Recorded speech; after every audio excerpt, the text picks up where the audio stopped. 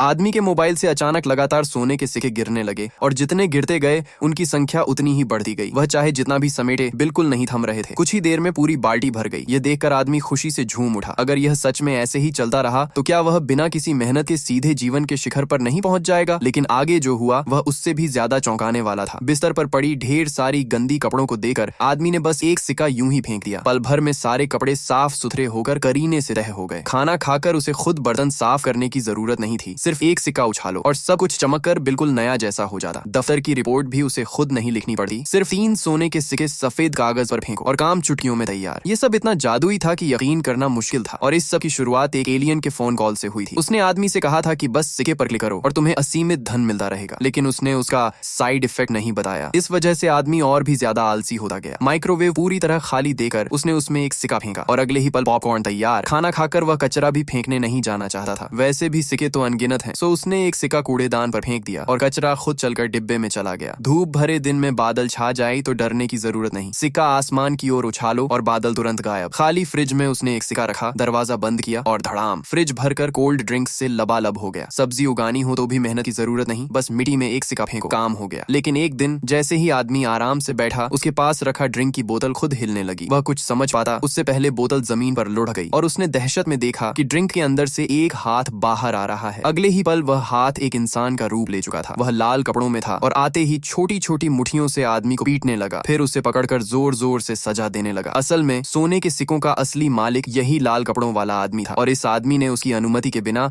उसके सारे सिक्के खत्म कर दिए थे। वीडियो अच्छी लगी तो चैनल को सब्सक्राइब जरूर करें।